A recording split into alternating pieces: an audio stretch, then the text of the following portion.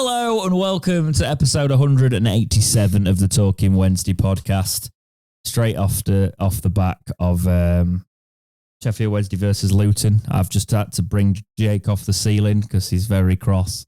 But it is Dex and Punk for you this week to talk you through everything Sheffield Wednesday. And we'll start before the football. How has your week been, mate? Naff. It's not been a fun week, so to have this result on top of it doesn't help. I'm all head coldy, Hunter's all head coldy, and he got like 40 coming through. But it's just been one of the week where I've had lots of different like meetings to deal with things, and it's been a little bit overwhelming in terms of like having to deal with certain stuff and making sure everything's right in a checkbox. Like we were both talking about something to do with YouTube that we both got to do and that you got to get your head around it. And it's stuff that just does my head in.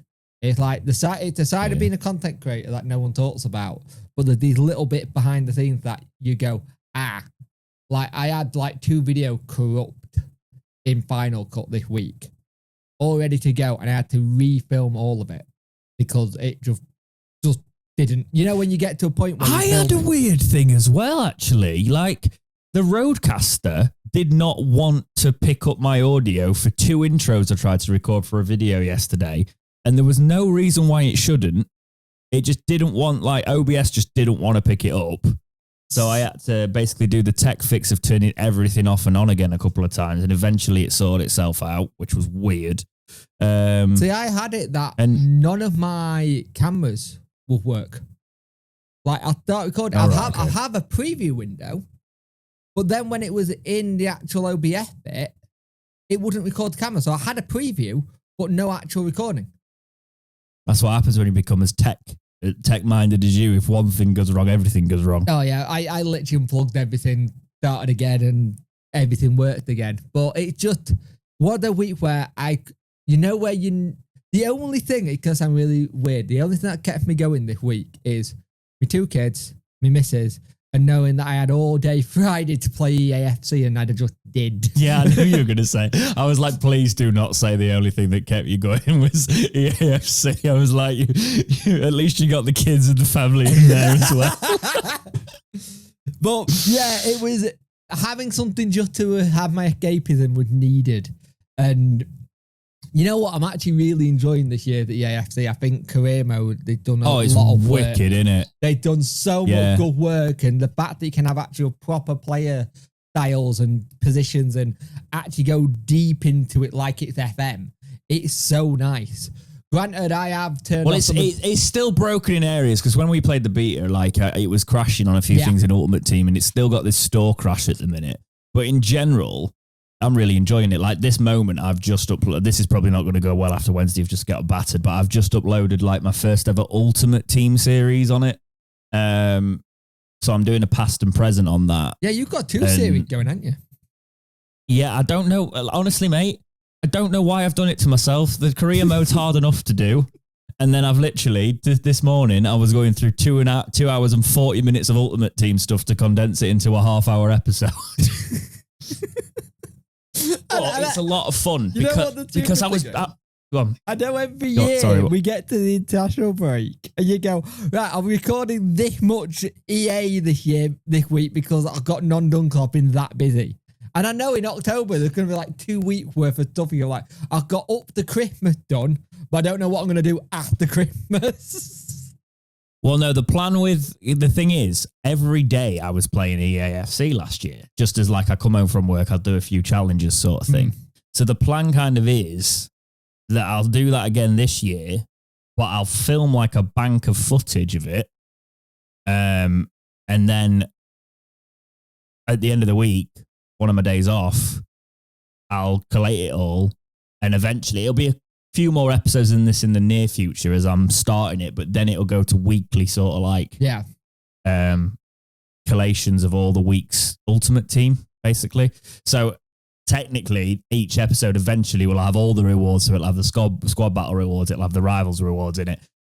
If I manage to qualify for champs in the harder champ system that they've brought in this year with this team, I will be impressed. But if it did, it will have champs teams in there. My God, Jake. Like the defense is interesting. master that this season, I will be very impressed. Like, generally really impressed. Well, I know you watch them, so I won't spoil like what we've done for the first one, but from the thumbnail, you can kind of tell where the past and present thing is going. Yeah. So I've had a lot of fun. I enjoyed the beta. I thought the beta was really good, so I was intrigued to see what they might have nerfed or not nerfed, and they've actually kept it quite clean for what it is. There are still some crashes. I've had 2 crashes in career mode, which has annoyed me, but I know whereabouts that is, and it's already been apparently in the log of like it going on day 1 update. You remember when we used to get games and we didn't have to have day 1 updates? It used to be a thing. It's weird. I was very small probably because now I used to find it a cool feature on the Xbox 360 where you could install games to your hard drive to make them run quicker. And now somebody commented on my career mode going, you're already doing your first episode and I'm waiting for it to download. Preload things, guys. Yes. That's all that I could. Because the other week, I was waiting for the new Fallout 76 update and I was excited for it. And then I realized that my internet, I got home, and what Fallout 76 did is they've actually made the game smaller by about 20 gig, which is great for your hard drive. However, in the new update, because they've made the game smaller, you had to reinstall the whole game. With the update was basically deleting the whole game and reinstalling it. So I got home excited to play the update, and I was like, well, this ain't happening, is it? Well, this at your house with your internet and not... Yes. I know how big that game yes. is as well. This internet is not potato. Great. Call it what it is. It's a potato. But yeah, it's not. It is. It's not, I got spoiled before. It's not a great week, but the football, I hope I'm going to help, but we'll talk about it later. But how's your week been, mate? I've also had a terrible week, so this is a proper morbid podcast, isn't it? Rethinking a few work bits. I'm at that stage where I'm coming up to 30. So it's like, what do I want to do? And not like having a dramatic existential sort of thing, but just more of a case of, do I want to keep down this path that I've been doing? Or do I want to change something? So you're not buying the convertible yet? No, but make the most of the next few years while I'm still fairly young. You know what I mean? Yeah. Like, I mean, you're young until the things, but like the next few years, I want to make sure that I'm doing what I'm happy to do. Yeah, so it's not been a great week. Yeah, it is. It's not. I hit 30 and I was hit with that kind of. I don't have the career side of it because of illness. I want the family side of it, and at that time, no, we didn't. I wasn't 100% sure how that was gonna go, and I hit 30 and I just didn't. I hit like a little bit of a not knowing what to do at all. And I think it was even worse because I didn't have that like job satisfaction to go, I want to do this, I want to do that. Jesus Christ, sorry about that. My noise gated. Is that the construction work? Yep. Yeah, I even heard that. My noise gated good, but Christ. But yeah, it's a weird one. When you hit 30, you kind of start questioning a lot of things and you want things to be better. So when you hit your 40s, it's a bit easier. Well, that's the plan. I've built a pretty decent CV, right, over the past sort of 7 years since I've been like working. But I feel like I've kind of come as far as I'm going to go at that stage. Yeah. So yeah, I'm just thinking about, I'm thinking about pivoting and doing some of what I do now, pay the bills. Yeah. But pivoting elsewhere. Do you know what I mean? Yeah, I know exactly what you mean. So yeah, we'll see. But yeah, other than that, yeah, it's fine. You had the funny story today. I told you we had our landlord coming around to do the 6-month inspection, and we were quite tired last night. James is very tired. Like, let's just go to bed and we'll get up and we'll sort everything in the morning. Like it's nothing to sort, right? It's not like we had to like pull things over the walls and stuff. But the house was a mess because we've had a crap week, so we've got in and just not really, tidied up, sort of thing. So I got up like crack of dawn this morning. Like I'm never up that early on a Saturday. I know. I've done clean podcast with you on a Saturday, and you are not a morning person. at 10 a.m. I'm like on a Saturday usually. So I got up at 7:30 on a Saturday, and don't get me wrong, I get up like before that for work, but I never do that. And we sort of like, I did upstairs, Sophie did downstairs, and we sort of like just cleaned up everything, made it all presentable. And then comes in, we have a chat, doesn't check any of the rooms and leaves. Which is lovely because she knows us now. I think it's our like third inspection, so she doesn't need to check because she knows we're not going to wreck the house. But I was like, we had the conversation earlier. So early. I used to love renting the fact that, you had to do that, but if you get a good landlord, they respect you. But the homeowner, I hate the bit where I can't just ring my landlord and go, this is broken, I've got to go, I've got to find somewhere to fix this and find it well. Yeah, I would prefer to own, but when you don't know if you're going to be in a location for more than a couple of years, it's safer. Yeah. In this housing market, it's safer. See, that's the thing. We knew where we wanted to be for a long time. And like for us, it literally just, I'll be honest with you, we just got lucky. Basically, the house is my inheritance early. That is basically how I've managed to have it sorted. Because if we had stayed in the place we were staying in during the pandemic, he sold it. And I know the person who he, in theory, kicked out, they ended up having to move out the area because they do nothing to rent. Yeah, no, that's the thing.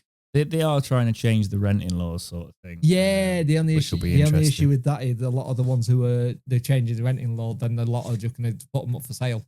So you'll be in a situation where you will have I'm to not buy. fully against that because if it's the people that have got like lots of properties, then fine. It will mean some people end up being, there's going to be some turmoil in that. There's a dark side to it again, but the housing market is in the toilet.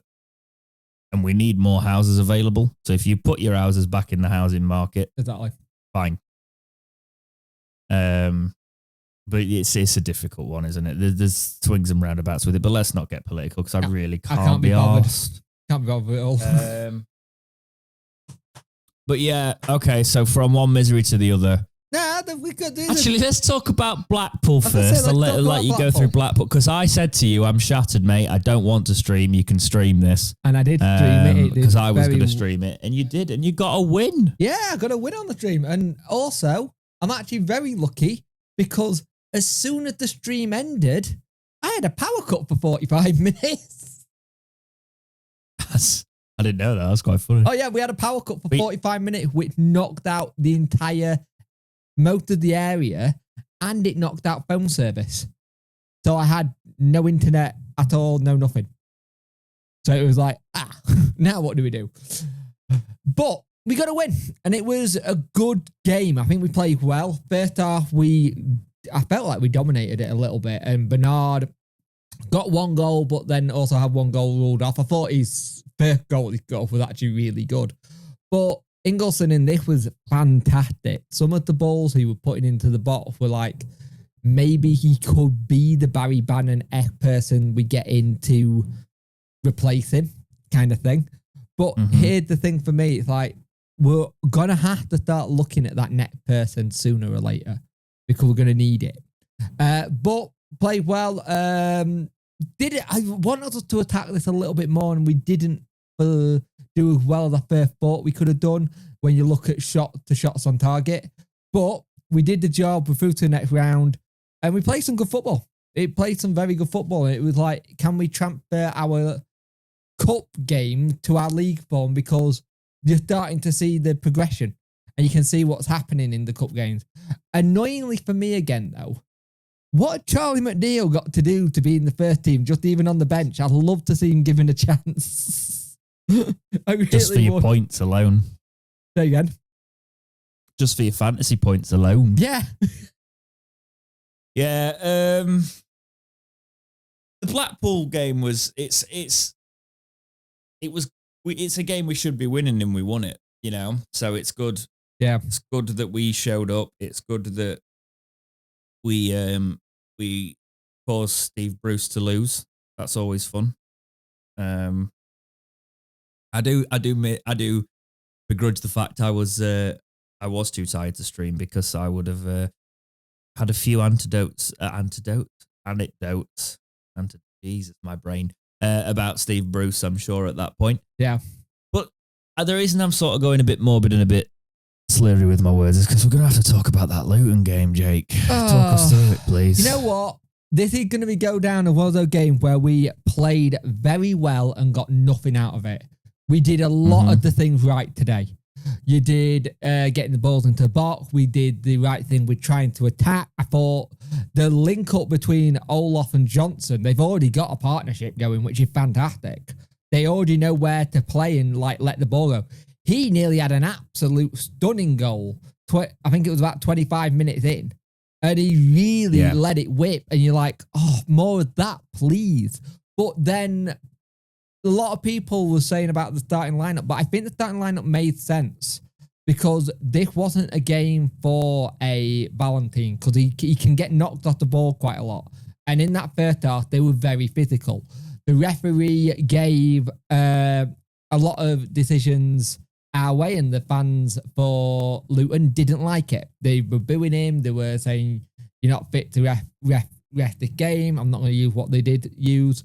But we did well. We made chances. But again, it coming back to this situation, us making chances and then not finishing them.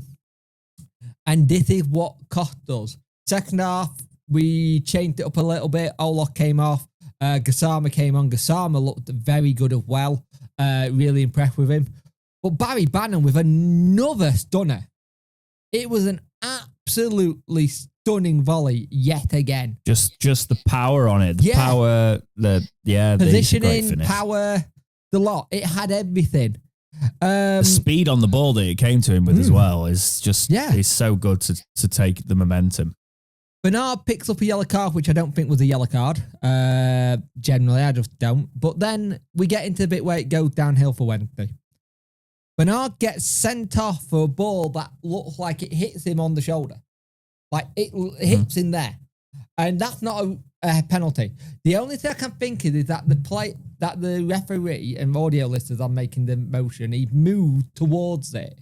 To kind of he's moved his shoulder towards it, sort of like it looks a bit weird, but I think he'll get turned over as a red card. I do purely because, and this isn't sour grapes. I don't think it's a penalty because there was an incident. Was it the Bournemouth game or something in the Premier League recently, where a goal was disallowed because the ball hit what was deemed the shoulder, but it part of the ball was below the sleeve line. So and the jurisdiction that is not a red. It would have been a red if it was below the sleeve line and it was stopping it because that is classed as no, they didn't give a red. They just gave, I think it was a yellow, and they disallowed the goal. Or no, they didn't. They just disallowed the goal because it was the attacker who used it. But it would have been another yellow for Bernard, so he would have been off anyway. Yeah, but I don't even think it'd have been, but that situation. But I look at the image of where the ball hit, and if you watch the video,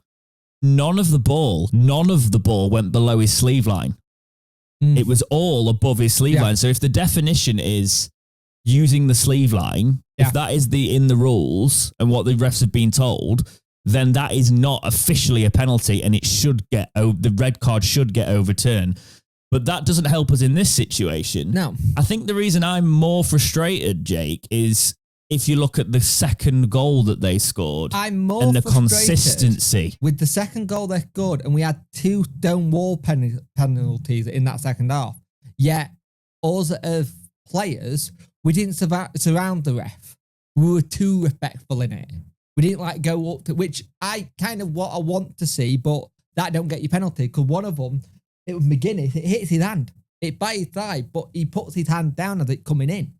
And you think, okay, surely that's a pen. But the second one, he clearly handballs it to what's the word? Hold it up so it's perfect position for him to hit it. That is a clear one, but don't get given. And it's just the kind of games are what annoy me a lot because it's just how is it a penalty and a red card for Bernard when their goal scorers ball hits here. Yeah, I can't. That's not in the camera. Here, literally here, which is below the sleeve, and also, it's like it was literally halfway down his arm. Yeah, and it hits it, and the ref doesn't. The ref gives the goal. I just don't understand. There's no consistency, and it's not like I don't think the Luton fans could even say that. They're just moaning about the ref because they were moaning about the ref. Yeah. It's just like he switched tacks in the second half and we got all the brunt of the decisions. It is very much the situation that I think the ref got so much stick in the first half he was going to turn it around. And I said that to someone. Jesus Christ. I said that to him and I thought this is going to have an issue here because he's going to do something. And it is one of those situations where you could see it. I thought up until those incidents, the ref actually refed the game really well. Ingleson was a bit stupid when he came on with one of his tackles, which I think he was lucky for. But again, I don't like having games where we talk about the ref kind of thing because it is what cost us. But if we're more clinical, we win that game. The problem is in football, nobody remembers the robberies. No. Right. So the refs get away with it. That is abysmal. Like the more I'm scrolling down my Twitter feed now, and all I can see is their second goal. Yep. The picture of it hitting his hand, his arm, and it's just. Where's the consistency? Do you know what? I'd be less frustrated. I'd still be frustrated because I still don't think it was a red for Bernard. But where is the consistency? I'd be less frustrated if they disallowed that second goal. But what is more of an arm in play? Yeah. I like what Danny said to the press as well. Team Half Media Team. He said, to take the win away, you need to be clinical. But all in all, I cannot say anything against my team. Today, they invested, and our supporters recognised that it's a big pity. And he's right. We did everything. I'll be honest, it's weird. You were raging after the game. I was quite calm in the fact that I was like, I'm frustrated about the decision, but I feel like in the last couple of games, we've kind of turned a corner. And I know that's weird with a draw and a loss, but since the international break, it's almost as if Danny's changed some things. There's been a big improvement in there. Yeah. I'm worried that we face West Brom next. And it's going to be meltdown after Josh Maja scores a hat-trick past us. That's what I'm slightly concerned about. And they have, I think they've won the last 5 and he got 6 in 6 at the minute. The thing is, we got all the big 50-50 right. We were a lot more physical as well in that game, which is something I haven't seen us do. I thought this was one of Josh Windasser's better games he's had recently as well. He made a lot of things work and trying to get things. You can see it coming. You can see the result coming to help us. You know when you see a game where you just see it's there and it's just not there. You know where you have it where when they have it where we've been attacking, they go onto it coming and then it happens, right? You can see with the performance we're currently doing, there's something like that coming with Wednesday. The problem is we have to start having it sooner or later before Chansiri gets annoyed because of how much he's invested this season. But to be fair to him, he does give managers a lot of time and credit to him with that, sometimes too much time. And B, I don't think any of the fans should really go at the manager or the player today because they did everything right. The only thing we didn't do was score enough goals. And the thing is, he went with that lineup. Some people were questioning why Michael Smith was playing. He was exactly the right player to play against him. So I think Ugbo would have got bullied off the ball a little bit. This is where we miss another kind of player in that mould who can just help hold it up a little bit more. We didn't deserve to lose. No. You could make an argument for a point, but even a point's like I don't think I would have taken a point Luton before the game. Yeah, exactly. I think Luton have had are going to have a rough season. They've had a rough season so far. and we haven't been fantastic recently. So it's a case of I feel like we're on top for big parts of that game. But you what? Sorry, I just wanted a clean sheet. Yeah, I literally just wanted a clean sheet and a win, because then that would have made me feel like everything was going right, a direction. But you do look at the QPR game, you do look at this one. Something has changed from the international break. I don't know what it quite is. If it's do you know what? Any other fixture but like West Brom next, and we'd be all right. I know, but it's just rough. Yep. Live here on the channel, by the way, and we'll probably do a podcast straight after it, knowing us. So that'll be fun. I think the annoying thing about this is that you look at we've got 2 games after that, and then it's another international break. It's better than where it was last season in terms of points and how we're going about it, but it gets to a point where you have to start looking at getting wins. And I don't think we're there yet, but something will have to flick a switch, because I think it's just a case of them getting used to this style of play. And I think they're starting to. You can see it in what we're doing. We're just not clinically enough yet. The beautiful thing what we have when we got in Ugbo in January, he was already playing week in, week out for Cardiff and had a pre-season with them. We got him with no pre-season and not playing fully yet. So I think let's see what happens. We are that stupid team where the game we shouldn't win, we go and win. So we'll see. Yeah. It's going to be a rough game, but we'll talk about that later on. Let's talk about the Championship on a whole. The results went as follows. Stoke 1, Hull City 3.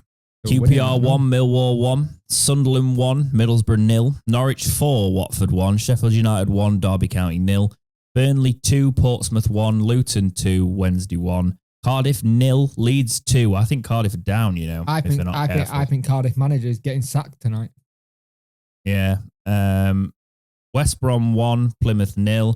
Bristol City 2, Oxford United 1. Coventry 1, Swansea 2. Preston, Blackburn is possibly going on as you watch this podcast, so we don't know about that yet.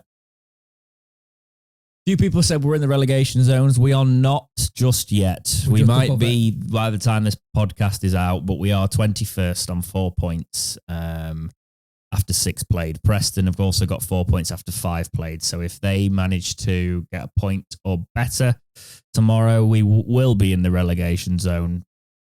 But there's plenty of the season to play, of course. Yeah. West Brom, however, the people we're playing next are top of the league on 16 points, and they haven't lost a game, I don't believe, all season.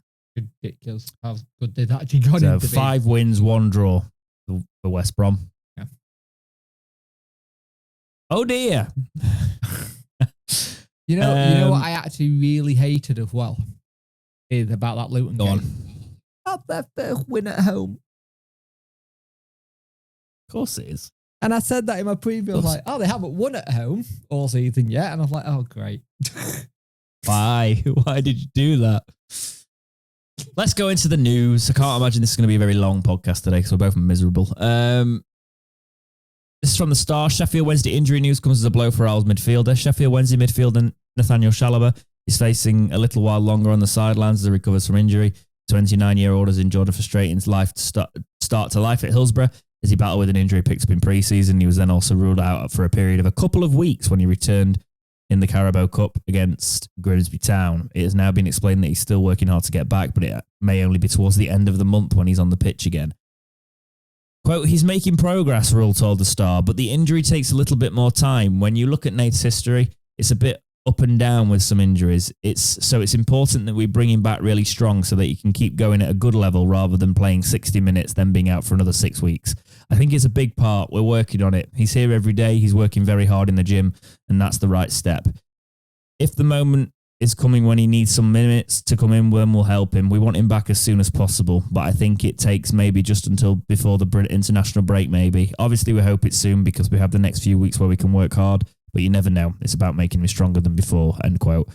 This is a player that I watched in the Cup, and the way he can organise in midfield and sort of like organise the link between the defence. Yeah.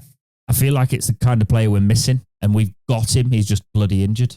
It's one of the ones where a lot of people, when we first got him, said, look at his injury record, it's not great. And it's like, people always go, why are we always the ones that go after the injury players? Because it's a mixture of A, they're cheap and he was a free agent. And B, we are sometimes very good at finding these players who haven't done great for one club, but then go towards and do well. Look at this. It's similar to when we had Luongo. Always injured for, go to Ipswich, doesn't get injured, and he's there. He's in the Premier League, yeah, Jake. I know. And it just one of those things, we had this all the time. It happens all the time with us. And I think if you get a fit Chalobah and you actually look after him, then it helped that section between defence and midfield. I thought Pierre Charles today did it absolutely fantastically. Versus Luton. I think he showed that he got that experience to do it. But for me, it's just annoying when we get this because he came in with not much preseason. Because you remember when he did his interview with the Star when they were out in Austria, he said he remembers like having like a 2-hour conversation while he was on holiday, while he's just with his newborn, and then sitting there going, what was that? Because it was a 2-hour conversation to convince him to come and this is the right place to be. Now, yeah, he's obviously bought into it, and Danny obviously can see what's there and what he can do with. I think the thing is, we have got better in our injury department in terms of looking after people, not rushing them back. I think against Grimsby Town, we were trying to go, let's just see how far you can go. And he made a mistake in that by actually doing it. He probably could have done with another week or so to kind of heal. But it looks like this is another injury on top of another injury. I just hope for us that this isn't a case of getting a player who we can only get, like Danny says, only a couple of games and then he's out again, only a couple of games and then he's out again, because we need that level of consistency in midfield to help us. The thing is, when you look at where we are as a club and a team, it's that transitional period where you're waiting for those things. And the more a player is out injured and not getting used to the ins and outs of training each week, that's where you get little mistakes in games. Like in the Luton game today, I don't think there was many mistakes made. There was one possibly by Valerie in the first half where he just bent a little bit too long on the ball and he got a pocket pin, but then he got offside. And that is something where we're starting to learn a little bit more, where we're not doing as many. And I don't think we did many during Blackpool. Those little mistakes are going, but we have to keep on the right path with this, because if you can get him for 15 games, if not more, then those 15 games could be where it turns in terms of where we go next. Yeah, I think it's a case of, obviously we brought Charles in to try and plug the gap a little bit, but you can't count on the experience. You need the experience as well. And I think an experienced player like Chalobah will be an asset to us. It's just, it is very frustrating. We aren't in a position to be able to afford players with that sort of experience and ability, because I think he's got a quite good ability, Chalobah, obviously. God, my Michael Owen level commentary there, but I think it's just a case of like, I think we wouldn't be able to afford that sort of player in the situation we're in. So no. I was quite shocked when we signed him, to be honest. Yeah, I think when we both heard that we actually got him in and it was rumoured, I think it was like, no way we're getting him in. And it just, we both had that thing at different level where we were, but then you had this little niggly bit that you're like, well, what's going to happen? It's like, I generally... Well, what's annoying is for West Brom last season, he made 33 appearances. You know, he didn't have a great season before that, but last season it looked like he turned the corner a little bit. Yeah. And look at the team that he came from. West Brom are a good championship side. God, yeah. I put them in 9th, Jake. I know, and I bet that video he's got lots of West Brom fans going, look at where we are. Put them in 9th. Madger wasn't supposed to become the player we thought he was a few years ago. Yeah, well, he did the Sunderland thing, then went to Bordeaux, and then he come back. Madger was somebody on my list who I wanted to get in January, because I knew he was available, but I also then was like, oh, there's no way we can afford him.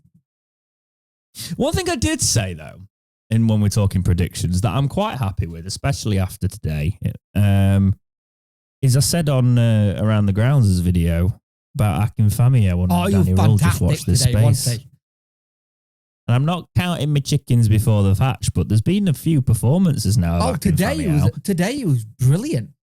Like he was getting back into position. He was being a defender, basically. He was organising though. That's something we haven't seen in it yet. He was organising and just moving things into the right position to be in for a tackle or move there or get back. You forget how good his turn of pace is when he gets beat. He can get back into position quite well.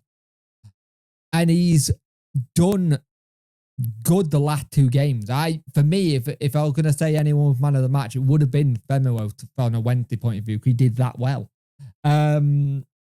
But, and he's 25, there's still room for growth, and we're seeing that now. We're seeing some of the maturity come on. I just thought under the right manager, under the right circumstances, there was always definitely a player in there. I just think him getting played like at left back and put him in his actual natural position, which is left side of centre back, is what's doing in the world of good. He's not having to play in that position where he doesn't know. He got a Valerie or a Max Lowe if they switch it up, who can go do that role. Like, at the minute, what's shown me as well, Johnson is ahead of Max Lowe. And I think we were all thinking it was going to be the other way around.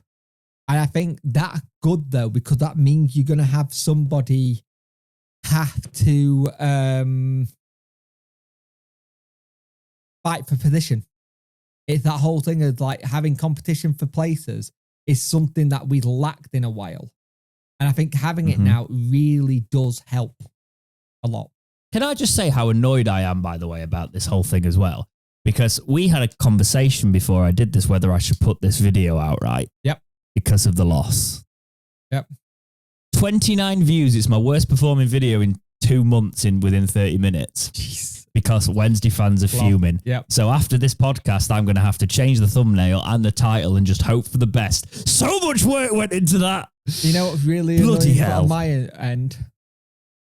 Go on. My video. You've probably done really well. My video is my top remaining good video in the first hour and 10 minutes. Yeah, because it's a negative video. People want to come on and talk about the exact thing they've just watched. Like, if we put this podcast up now, it bang. Yeah.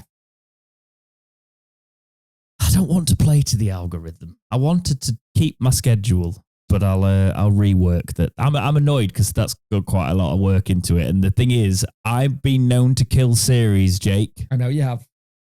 And then people go, "Oh, where is it?" I'm like, support it. If you want a and record, then it'll be there.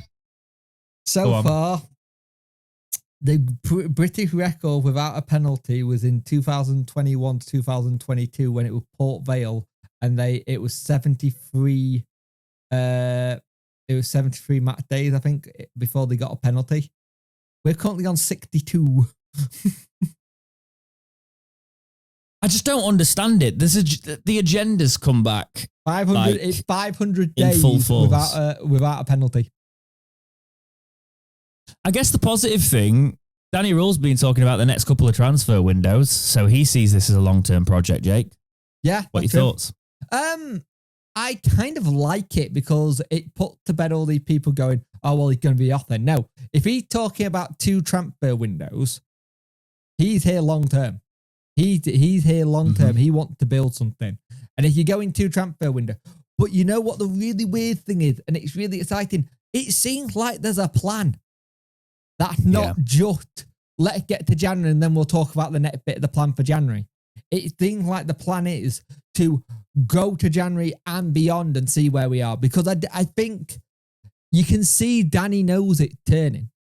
And if we can get in a position where we are able to look at players and get them in, my issue is, I think Danny's plans are bigger than what Chansiri can back.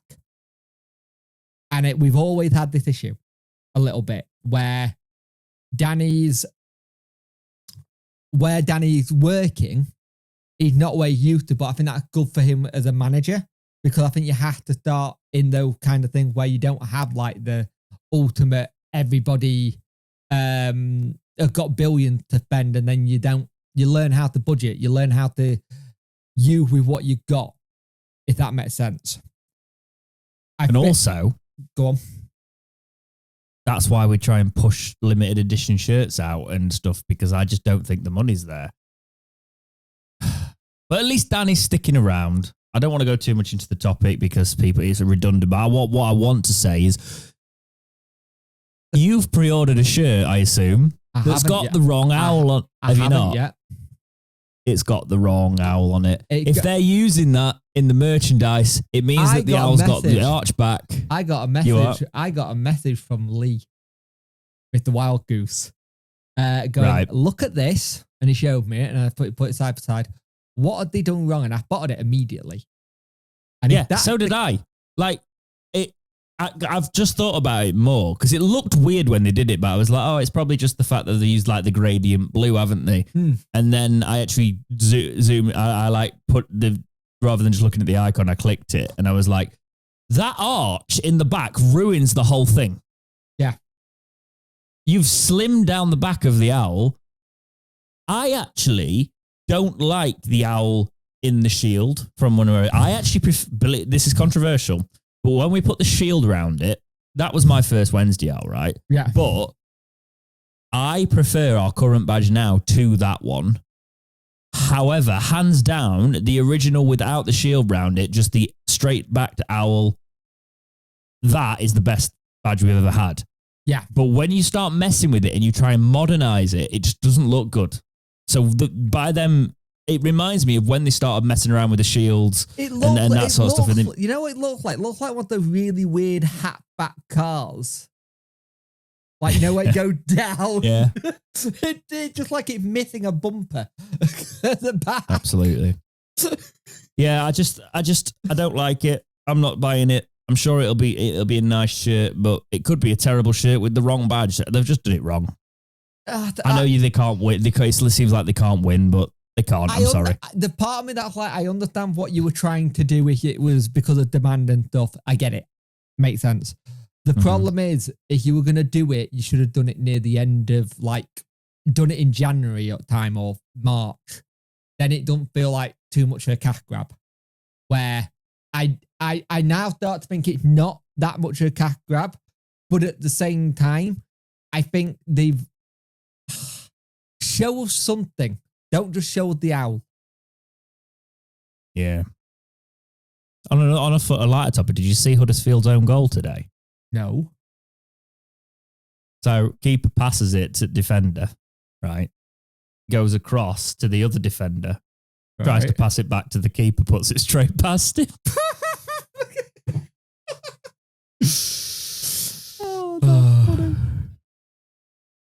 But so that's a little bit of levity there. But let's talk about West Brom to bring us back down to earth. They have got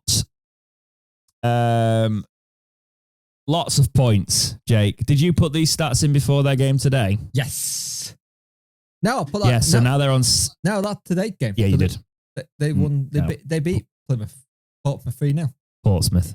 Yeah, I know, but usually we put them in after the game. Do you know what I mean? No, they didn't. I'm lying. They beat Plymouth, didn't they? So yeah, that hasn't updated. Yes. That's fine. All it means is we're at 3 points on, so they're now on 16 points. Their record is 5-1-0. 5 wins, 1 draw, no losses. Their away record is better than their home record. No, yeah. So I'm going to have a look now. So they were at home today. They've won 1, 2. So their draw came at home. So their away record, yes, is better by 1 game. Are we at home or away? We're at home, aren't we? Yep, it's the early kickoff. We gotta do everything we do right today. Right. But better than right. It's gotta be perfect. It's gonna be painful, but we'll do our best. Yeah. And I've not got any more energy in me with all this misery to talk about anything more Sheffield Wednesday today. I'm going to go and try and fix the disaster of this algorithm here. And I will, I'll hand it over to you if you've got anything else to say, my friend. Yeah, just football's rubbish and I hate refs. Same. Take care, guys, and we'll see you in the next episode of Talking Wednesday. See you later.